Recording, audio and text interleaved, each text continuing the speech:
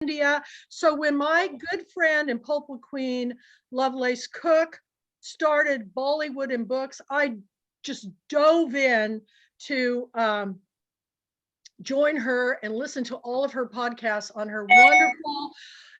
Her voice is beautiful. The story's beautiful. She spent a lot of time in India. So, and before I begin, we have a special guest behind me. The King of Bollywood did show up for the Pulpwood Queen International Pulpwood Queens and Timber Guys Book Club. He's right behind me. He's listening to every word. And I have on my Shah Rukh Khan film sweatshirt covered with all of his films and, you know, my crazy, colorful India self. So here we are. We are here, Lovelace Cook, and I'm right now going to turn, first of all, the program over to you to have you share the story with everybody. And then I want you to tell us about, you know, some of the people you have interviewed, and you've done quite a few episodes. I listened to them, and your melodious voice is just, and the music and everything. Tell us the story. You go ahead. One sec, I'm going to do a screenshot. There, I think. Yeah. Hi, oh my gosh, I'm so excited to be here, Kathy. And today I have a Lauren Bacall voice. I'm hoarse. So, you know, I mean, and I create a scene, a set. This started 11 years ago, actually, when I decided I wasn't growing. And I thought, you know, I asked the universe, I said, you know, I need, the universe is abundant. I need a challenge. And without going into a whole lot of detail, the next thing I knew, I was in a treehouse in India on the beach, on the Arabian Sea, and without running water, with a naked light bulb hanging from the ceiling, bamboo ladder to climb up, through a plywood floor. And I really was not even a good Girl Scout. I like comfort, I like luxury, but I was traveling with someone who liked wild camping. So it was a total challenge for me. And at the outset, I thought, gosh, you know, can I do this? I wanted to challenge myself. Can I do this? Well, you're going to do it. You're going to do it. But just to set the stage, I was 63 when I went to India and traveled like a 20-year-old on a gap year. So that set the stage for a lot of adventures, because when you're traveling with someone who likes wild camping and you are 100% opposite, used to a totally different lifestyle, it's a complete fish out of water, which makes for a great story. I just want to back it up just a little bit. The intention was to challenge myself. I did, and wasn't sure I was going to survive at times because my traveling companion could deal with the heat, and there's something wrong with my internal radiator. I was roasting. There was nothing glamorous about my travels. To move it ahead a little bit, the first day in Mumbai, we were walking down a sidewalk stall, and so I saw a sidewalk with vendors, and I saw To Kill a Mockingbird. Well, I live 2 hours from Monroeville, Alabama. I thought, To Kill a Mockingbird on the street in Mumbai. So throughout the travels from literally all over India, because I didn't understand some things, there were some extraordinary adventures that challenged me completely. And I kept journals, and I went, the first time it was 3 months, the second time was 4 months, but I came back from all of these travels. It seemed to me that wherever I went, there were wonderful books. Sometimes because we were staying in cheap places, there were books that you could pick up one and leave one, pick up one and leave one. So I read my way through India. And when I came back, I decided I'd give a presentation at the library and I did. I put a whole literary presentation together, starting with E.M. Forster's A Passage to India and going through Gandhi, and literally looking at a way to track the the growth from a colonial state through independence to essentially through to White Tiger. I saw that you had that book behind you, but to a completely different landscape for India now. One of the things that really struck me, I just lost my train of thought there, but I found I had been reading Pulitzer Prize winning authors, Booker Prize winning authors. They were from all over. They were American, Indian, British, Australian, and Indian. And I just fell in love with the books. So coming back, I'm going to move forward to 2019. I decided I had been listening to Joanna Penn's podcast, Travel and Books. Joanna Penn is a British author and podcaster, and she inspired me.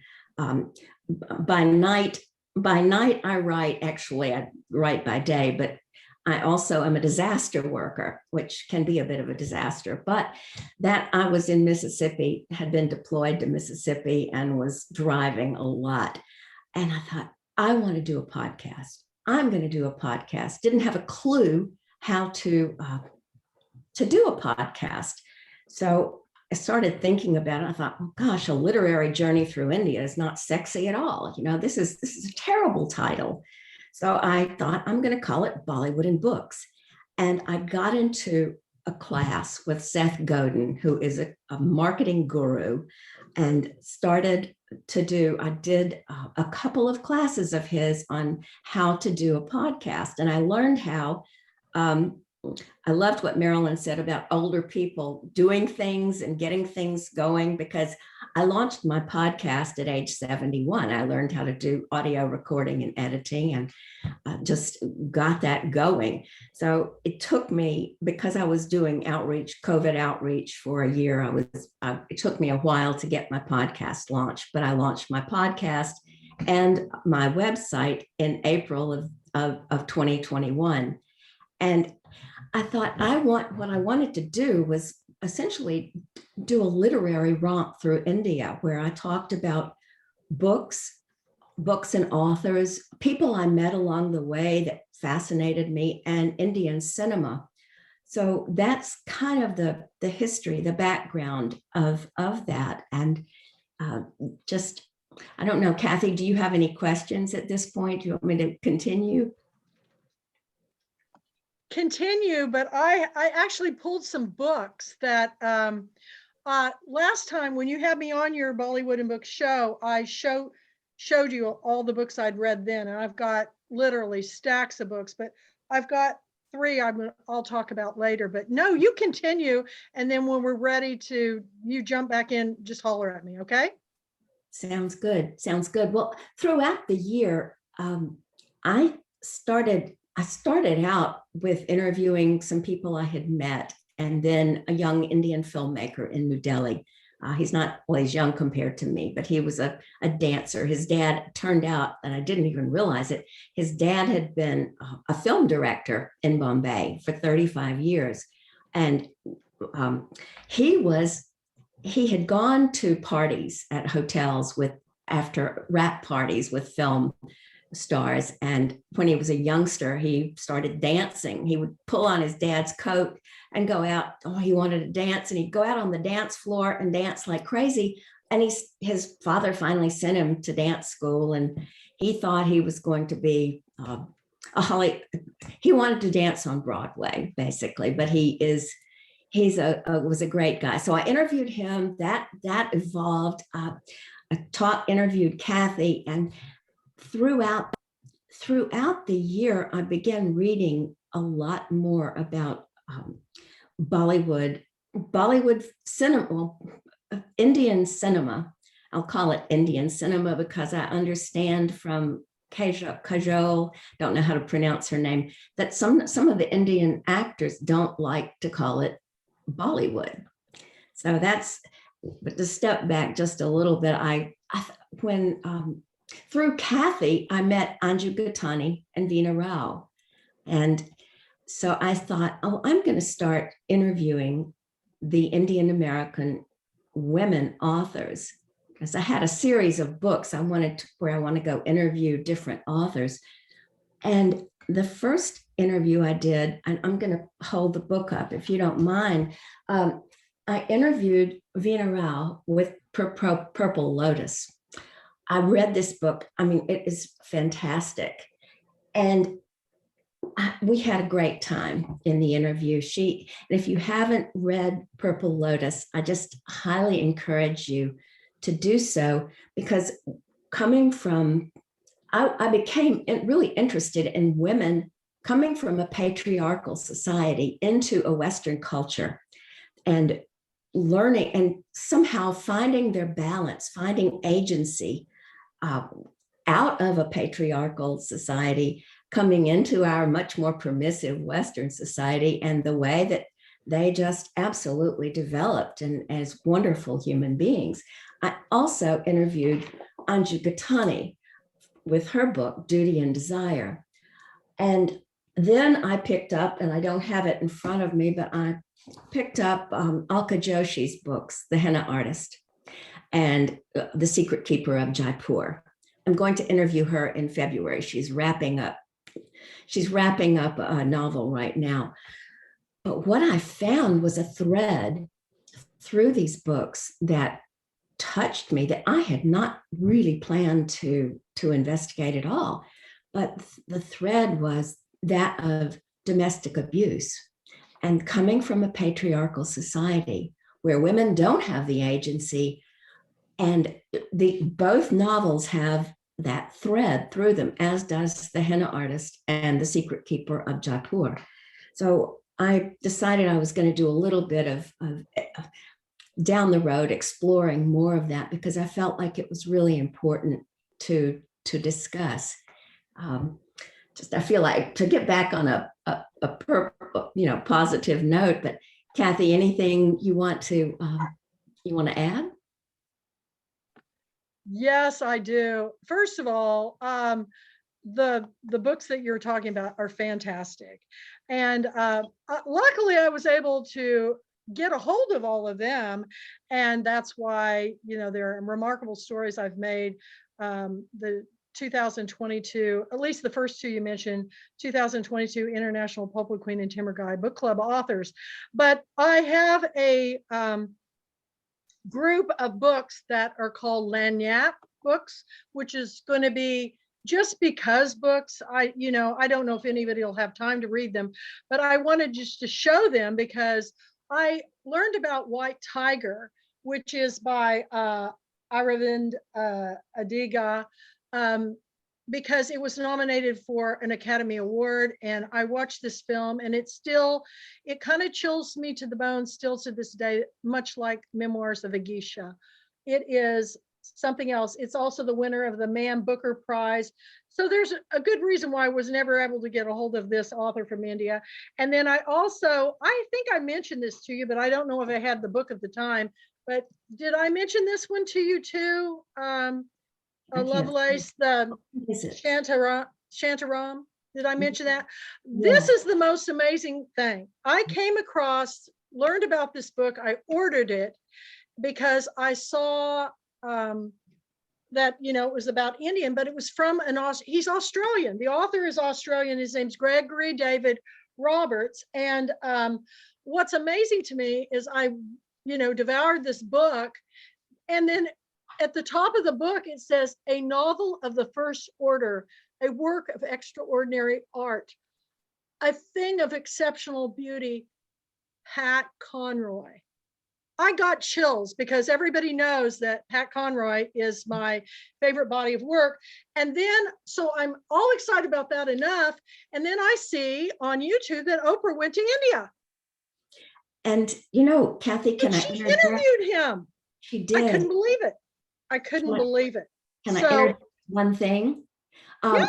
He took her on a tour of the huge slum in Mumbai, where people live in conditions that we cannot imagine. We are so blessed. And also with Aravind Adiga, The White Tiger, I loved the book. I thought the book was really powerful. And Gregory David Roberts, a little background on him. He was a heroin dealer in Australia. and he was arrested and put into prison and managed to escape and went to Germany and got into a band and then had to leave Germany and then went to India. And just his story in Shantaram is phenomenal. If I can find him, I understand he's in like the Bahamas or Jamaica, and he's become a musician. He left India. So some of these people are, he's a character, and I would love to have the opportunity to interview him and also Aravinda Diga.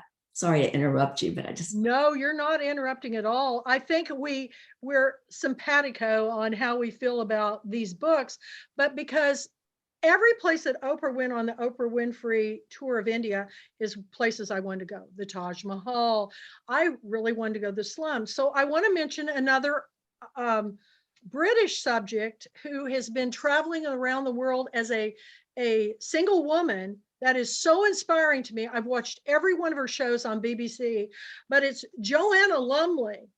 And you may remember her from the Simply Fabulous comedy on BBC. She was also on the remake of The Avengers. But this woman is in her 70s, and she went to India and she did a 3-part series, and she too went to the slums. In fact, she went down to where they had rigged up this gigantic tent out of torn tarps, and it was just in the homeless area. It was bad. And she had a film crew, but she went into that tent with all those men, and on a little bitty TV, they were watching movies. And so she was interviewing this guy, and he goes, "Would you like some water?" And she goes, "I mean, no, thank you." But she said she's watching hundreds of men inside this tent. She's with them. And, I can imagine what that must have smelled like, because these are all homeless people, but they're human beings. And she talked to them, and she found out that the one guy she was with had been homeless for 30 some years, and that their only relief, they can't get out of the poverty because of their caste and social standing. Their only relief is to go in these tents and watch these Bollywood films. And they're just mesmerized. And he said, it's the only time they can escape from life circumstances. And it'll make me cry, but she was so taken when she came out. She couldn't even talk. I mean, it was all on film. And her and her film crew went out and bought, because it leaked, all through the whole thing. So they went out and bought brand new tarps to cover the entire thing, so they wouldn't get wet when they were watching the movies. But this book on Joanna Lumley, I adore her. I would love to meet her. I would love to meet everybody that I just mentioned. But I think what you're doing is important, because we're talking about our theme for our weekend is building bridges through reading. And what you're doing with Bollywood Books is showing people that we've been reading books. I've been reading international books for a long time, but some people never read anything outside of their own part of the country. But if you do, you'll find some of the best stories in the world. Wouldn't you agree? I mean, what is your favorite experience from your travels and reading that you might pop into mind that, was just so exceptional? Well, there's a book, and I'm going to call The God of Small Things. And I think it's Arundhati Roy, who is an activist and a filmmaker. And I was on a ferry in Alleppey, and just was going across a lake. It was just kind of an adventure. And the guy who was taking tickets got frustrated and left my partner and me in the middle of nowhere. I mean, we're like out at a dock, and we're there, and they're dirt roads, and I thought, oh God, where are we? We didn't have a clue. So we walked and walked and walked, and I saw these men in rice paddies, and they were and this is in Kerala, in the southern part of India. Lots of water. They call it, Alleppey is called like the Venice of India because of the canals. And these men were wearing what's called mundus, but they're long skirts that they can tuck up and make like shorts. They're up in mud up to their knees in a rice paddy, and walked past that. It was really hot outside, and came to this place called the toddy shop. Well, we were hungry, and it wasn't exactly a restaurant. I saw the communist sickle and star, it turns out we had arrived at a workers lunch place. I mean, that's where they went to get their meals.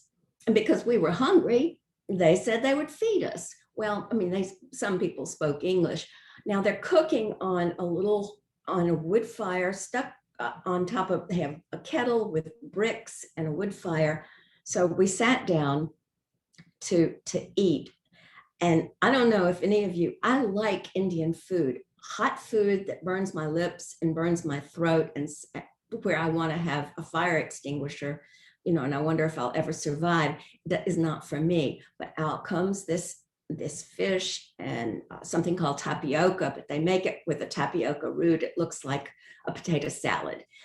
And then one of the men came out and said, "Would you like something cool to drink?" Well, it was just hot as, Hot as hell. So yeah, right. So I thought, well, of course I would love something cool to drink. So they're watching me. By the way, we had collected an audience at this point, and they've got their iPhones out and they're taking pictures of us. And I dug into this fish, and it was, off the scales, hot. I thought I was going to die. So I get this drink that I think is lemonade, and I take a huge gulp of it. It's not lemonade, it's toddy. They make an alcoholic beverage from the palm tree. So I've just gotten this and spewed it out everywhere. They're laughing, taking pictures. But I thought, here we are. And then one of the men helped us figure out how to get a bus to get back into Alleppey. But I thought that was so extraordinary. This was not a restaurant. This was a place where people go, just the most humble people, and the generosity, the spirit touched me so much. And that happened over and over because we were traveling, as I said, like 20-year-olds on a gap year in our 60s. And that was, people who had so little were so open to giving. And by nature, I'm a very curious person. So I ask people questions, and people have said, well, how is it you traveled in places where you didn't speak the language? Well, you learn a few words like hello and thank you and no, and you just learn a few words. And by expressing an interest in people, there's a connection that's made that's kind of indescribable throughout the travels. And that was just one instance. I mean, there were some things that, I forgot about another instance where I didn't realize how big India was. And it's huge. Billions of people, billions. I mean, huge. I didn't realize I wanted to go from the southern tip of India to Calcutta because I wanted to go to Mother Teresa's tomb, and I wanted to go to see where Rabindranath Tagore lived. I didn't realize it was a 54-hour journey on a train. And I'm a curiosity in India. People on these trains, people would like come peeking at me, and just, it was very strange to be the object of interest. But I had a blanket that one of the ticket conductors had given me, and I didn't realize there were bed bugs in the blanket, and I was highly allergic. So we get to Calcutta, and thank you for telling me that. I'll remember when I go. I'm allergic to every bug. Okay. So go with a silk sleeping bag. I mean, the insides of a silk sleeping bag, so you won't touch things like that. But I can give you some tips. So we've gone to Varanasi, which is Benares, which is where people are, they burn the bodies on the funeral pyres. And you would think it's a horrible thing, but it's not. It's extraordinary. Just, here I am in a completely different environment, finding out, learning so much about the culture and how similar we are rather than different, because we all want the same things. But from Varanasi to, what was it? May have gotten it backwards, but to Calcutta. By the time I got to Calcutta, I was wild with itching and nothing. I looked like, my legs looked like I had leprosy. I'm not kidding you. I mean, they looked really, really bad. And I said, I've got to go to the hospital. I've got to go to the hospital. So we get in a what's a tuk-tuk? It's called it's a little motorized, it's like a little golf cart, essentially, very loud. And yeah, went to the trucky looking hospital. thing. Yeah. So at the hospital in Calcutta, there's a huge like banyan tree, and there are all these families congregated out under it because they're there with their family member who's in the hospital. Had to wait a couple of hours because they wanted to get a female doctor to see me. They didn't want a male doctor to see me, which was, to me, something that I just really didn't understand. But while we're outside, there are all these monkeys. I mean, big monkeys leaping around, grabbing wires, going into the tree, going up the sides of buildings, and we're eating. And just, it was kind of an extraordinary experience. I did see a female doctor and got the medication. I was terrified that going to an emergency room was going to cost a fortune. My hospital visit was $10 for the medication and $10 for the visit with the doctor. So yeah, think and about that. And the medication was a pharmaceutical company that is, a reputable pharmaceutical company. So I thought about, my gosh, the inflation of prices of medication in our country blew my mind. There were so many realizations as I went through this travel, but the podcast grew out of that interest. And I want, as you said, to build the bridges. I want for people throughout the pandemic, because I was so busy with doing COVID outreach and learning how to do a podcast and writing. I don't mind. I liked my own company, so I kind of didn't really. I didn't have room to breathe, so I was really occupied. But one of the things that I discovered was this global community and meeting people all over the world, and just exactly what you said about building bridges between. It's so true. It's so true. And when we read other people's stories from other places, we're not that different. They have the same basic needs: food, shelter, water, air, clean air, water, and love. And Joanna Lumley said it so wonderfully in one of her shows. She said, no matter where I go in the world, if you smile really big, and I was a real oddity because she has bleach blonde hair, and she's very tall. She stood out. She goes, I just smile like crazy at him. She's got these big, beautiful teeth. And she just made friends everywhere. And I was totally amazed by her bravery, as I am with you, Lovelace, to do that. I mean, I remember, I've always been fascinated with foreign countries, but I remember, when I was reading Eat, Pray, Love about, the woman who went on this personal journey, and quest. I was fascinated with both Bali and Italy and India, where she went. But I said, one day I'm going to go all those places. And dang, if COVID didn't hit when I finally have the freedom to travel. So we're traveling through books. We're building bridges with other peoples and cultures of all religions, colors of the world. That's what our book club is all about. So I commend you. Are we getting close, Mandy? We have about 15 minutes for questions. Let's open it up for questions. So if you have a question, please raise your hand. This is the Oh, yes. Yeah. You got to talk about this one. next book on my reading list, and that I need to contact Judith Titleman. She's here, I think. She's here. I know. I'm right here, and I so loved hearing about your journeys, because India and Asia, Southeast Asia, is one of my favorite places on the planet, and I can't get enough of it. And I'm so touched you were able to show off my book. Thank you. Well, I'm going to send you a message so we can set up a time for an interview. And I would love that. It would be an honor. Thank you so All much. these connections is great. Judith, do you have any questions for Lovelace? I can't say I have any questions. I've experienced a lot of what you were talking about.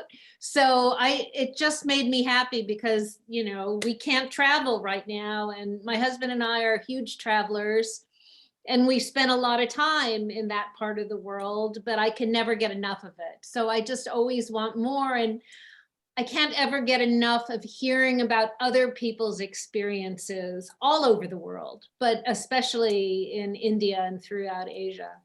So thank you so much for sharing that. Well, I can tell you, India was never on my radar, and it kind of became a dare, So interesting. Well, I'm first generation American. My family's German and lives in Berlin, and sadly haven't been able to visit them. It's actually been 4 years, because we were always supposed to go every other year to Europe to see them, and then we'd travel elsewhere in the world, mostly Asia. And so that's been very hard not to be able to travel. And it's actually, we're very blessed, because for us, it's frequent flyer miles and places to stay. So it's actually less expensive for us to be gone than to be here. So, but I just can never get enough of hearing about anybody's trips anywhere. And your adventures are great, but India and Asian philosophy, Eastern philosophies have been deep in me since my earliest memories. I got a message. I traveled in Southeast Asia as well. I got a message on Facebook this morning from a Buddhist nun in Hoi An. Oh my goodness. Vietnam. I met these little Buddhist nuns, and they contact me via Facebook Messenger in the middle of the night. You're in your nightgown. Yes, I'm in my nightgown. It's the middle of the night. So, but I love Southeast Asia. I want to go back to travel there. So, highly recommended. I could give you lots and lots of tips. I have to say Laos and Cambodia and Nepal. Oh, that's on my bucket list. Nepal, I definitely. I'd be happy to share lots of suggestions, because it's heaven. It's really, for me, it's a magical part of the planet. Fantastic. Anyway, thank you for We need to sharing do a travel Zoomathon just to talk about international travel. Wouldn't that be fun? Absolutely. Anybody else have a question? Susan, I have a question. Okay. So I was thinking about the word, by the way, hi, Lovelace. Hi, Susan. Great to see you. It's been a couple years. I was thinking about the word Bollywood, and I had actually looked it up, and I only see it referring to Indian cinema, but not to books, not to literature. So have you discovered that there is Bollywood literature as well? Well, some of the films and television are based on books by Indian authors, like Malgudi Days, and I'm probably is R.K. Narayan, who was a wonderful Indian author, and it's a black and white early series that I would just recommend. And by the way, I haven't talked about the movies, but Kathy and I have talked about the movies, so we'll shift gears.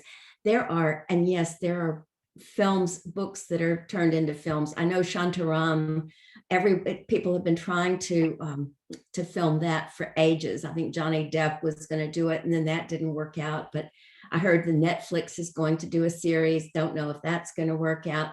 But Kathy and I fell in love with Indian cinema, because it's not just about the flashy costumes and the incredible dance, which make me want to be 20 something years old and have a body to be able to wear clothes like Me too, me too. But the stories have so much heart. Oh, I find myself laughing and crying and absolutely just filled with the wonder of storytellers. And Kathy, I know you are eloquent about that. Well, I after COVID hit, I had a hard time. I had got diagnosed with diabetes too, and I was having trouble seeing, especially at night. So I thought, what am I going to do? And everything I'd seen, I'm a film buff. I've seen everything on Netflix, Amazon Prime. And I thought, I watched a Bollywood film one time. Maybe I'll go watch. And I watched a Shah Rukh Khan film, and I think it was Om Shanti Om. And I thought, what is this? And I fell down that rabbit hole, and I've watched all 80 of his films. He's done 90, but not all of them are available. I watched all of his now, and I've gone to other film stars. And just to educate you, Bollywood is looked upon some people as bad, but now we've got Tollywood, which is the Telugu, and then we've got Hollywood. We've got there's so many areas in different, we've got South India, and we've got Mumbai, and we've got Calcutta. We've got Indian things going on all over, and they're all something wood. And I do not say it in a bad way. It's India cinema. That's what it is. And if you read Shah Rukh Khan, King of Bollywood, The Seduction of Indian Cinema, you'll understand. And the more I read, the more they've been struck by COVID really bad. And it's really hard right now I just found out Shah Rukh Khan's latest movie is now postponed to 2023. I'm like, no, it's supposed to come out in 21, 22. Now they're saying 23 because in India, there's so many people, they cannot go to the theaters. COVID is rampant. Now we have these new variants. So anyway, if anybody ever wants to talk about film, and we've talked about it a lot. So I'm just fascinated with it because it's powerful storytelling. And now I'm moved on to Colombian movies set in Colombia, and I'm loving them, and the music and the color and the costumes. They pull you in, but it's the storytelling that is the main, and it's all about the story for me. So I'm so excited to share what you're doing, and I will do everything I can. Had something. Mm-hmm. I think Sarah wanted to say or ask a question.